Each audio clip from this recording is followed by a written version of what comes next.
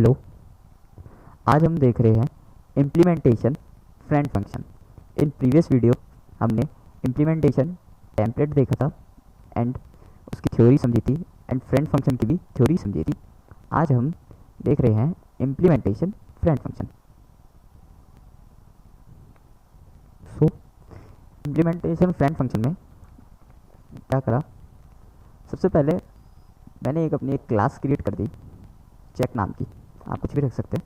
तो friend function में क्या था कि अगर हम थोड़ी हल्की सी थ्योरी रिवाइज करें तो हम using friend function private data members को क्लास के आउटसाइड एक्सेस कर सकते हैं।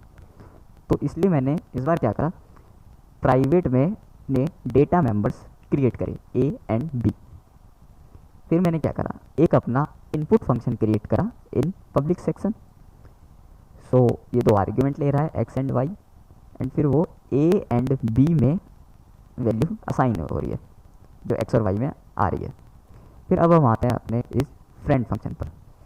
फ्रेंड फंक्शन में क्या करा, आपको अगर फ्रेंड फंक्शन कोई डिक्लेयर करना है तो आपको सबसे पहले फ्रेंड कीवर्ड लिखना पड़ेगा जो ये है।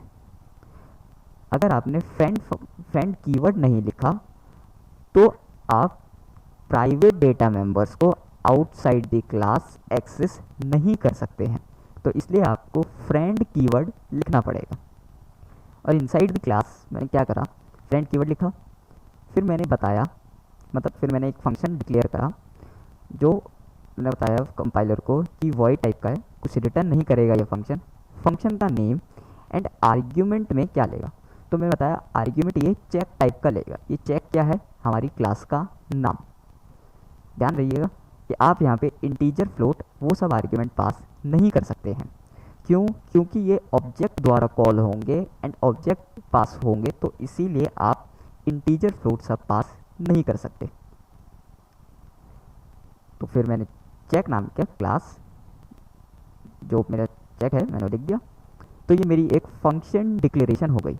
जैसे हम फंक्शन डिक्लेयर सिंपल करते थे तो मेन के बाहर करते थे, मेन के पहले हमें फंक्शन डिक्लेयर करना पड़ता था। तो सेम वैसे ही कि आपको क्लास के अंदर फंक्शन डिक्लेयर करना पड़ेगा यूजिंग फ्रेंड कीवर्ड, अगर आप फ्रेंड फंक्शन यूज़ कर रहे हैं तो फिर बाद में मैंने फिर क्लास अपनी एंड कर दी। अब आते हैं हम फंक्शन डेफिनेशन पे। तो जैसे मैंने इनसाइड द क्लास बता रखा था फंक्शन के बारे में, वैसे ही हमें यूज़ करना पड़ेगा। तो वॉइड टाइप का फंक्शन का नाम ऐड एंड आर्ग्यूमेंट में क्या का चेक टाइप का आर्ग्यूमेंट लेगा। तो चेक टाइप का एक ऑब्जेक्ट मैंने बना दिया C and just a minute.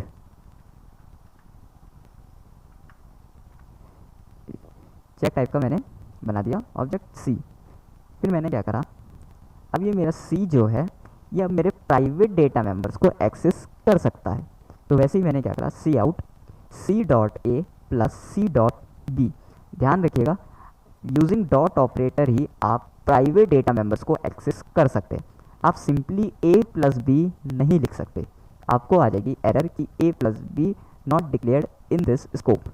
तो इसलिए आपको C dot A and C dot B आपको लिखना पड़ेगा जो भी आप यहाँ पे अपना ऑब्जेक्ट डिक्लेयर करेंगे वो। बट डॉट ऑपरेटर से ही आप प्राइवेट डेटा मेंबर्स को एक्सेस कर सकते हैं आउटसाइड दी क्लास। तो मैंने ऐसे ही करा।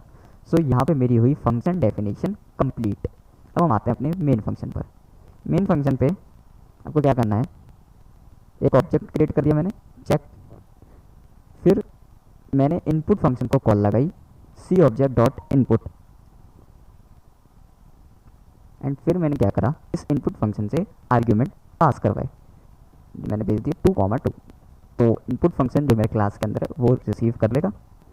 फिर मैंने क्या करा, अपने इस ऐड फंक्शन को कॉल लगाई विदाउट एनी ऑब्जेक्ट। आप सिंपली फंक्शन का नाम लिखिए, सो फंक्शन कॉल हो जाएगी। जैसे हम फंक्शन कॉल करते हैं सिंपली वैसे ही मैंने करा कि फंक्शन का नाम लिखा आर्ग्यूमेंट में, क्योंकि वो आर्ग्यूमेंट ले रहा है बट वो चेक टाइप का ले रहा है। तो चेक टाइप के लिए अगर आपको आर्ग्यूमेंट भेजना है तो मैंने क्या करा था, यहाँ पे एक ऑब्जेक्ट डिक्लेयर कर रखा था सी ऑब्जेक्ट जो चेक टाइप का ही है, उसको मैंने एज अ पैरामीटर भेज दिया। तो इस सी ऑब्जेक्ट में क्या है 2,2 है। सो फिर ये सीधा मेरे इस चेक सी में चले जाएगा। भले ही यहाँ पर रिसीव करने के लिए सिर्फ एक ही वेरिएबल हो बट तभी कोई एरर नहीं आएगी। क्यों? क्योंकि इस सी ऑब्जेक्ट के अंदर 2,2 है, 2,2 अलग अलग नहीं जा रहे, इसके अंदर है 2,2, बट यहाँ पर जो है रिसीव एक ही जाएगा, सी ऑब्जेक्ट अकेला वही, इसके अंदर 2,2 है, वो मैनिपुलेट होंगे। तो इसलिए आप ऐसे आर्ग्यूमेंट भेज सकते हो। आप जो भी क्लास का नाम रखोगे वो क्लास का नाम एंड उसका ऑब्जेक्ट जैसे डिक्लेयर करते हैं, उसका ऑब्जेक्ट डिक्लेयर करने के बाद अगर आपने इनपुट फंक्शन अपना बना रखा है इनसाइड द क्लास, तो इनपुट फंक्शन को कॉल करें, आर्ग्यूमेंट भेजा, फिर उसके बाद क्या करा, जो आपने फ्रेंड फंक्शन का नाम रखा है उस फंक्शन को कॉल लगाएं। जो मैंने फंक्शन का नाम ऐड रख रखा था, तो ऐड नाम का मैंने कॉल लगाई, उसके अंदर वो आर्ग्यूमेंट ले रहा था चेक टाइप का ही, मतलब मेरी क्लास टाइप का ही, तो मैंने अपना क्लास का ऑब्जेक्ट भेज दिया जिसके अंदर 2,2 थे, वो इधर जाएंगे इन चेक सी पे, ये वाले मेरे इस पे, एंड वो फिर मैनिपुलेट होंगे। अब हम इसका आउटपुट देखते हैं कि आउटपुट क्या आता है।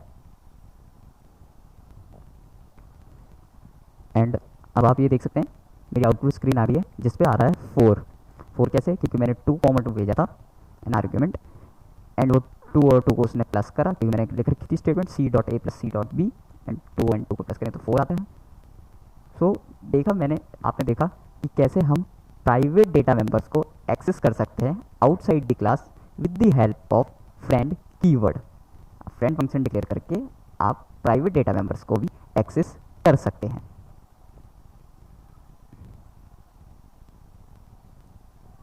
आई होप आपको समझ में आया होगा कि कैसे फ्रेंड फंक्शन डिक्लेयर करते हैं एंड कैसे उसको मेन फंक्शन से कॉल लगाते हैं, कैसे प्राइवेट डेटा मेंबर्स को एक्सेस कर सकते हैं। And thank you for watching.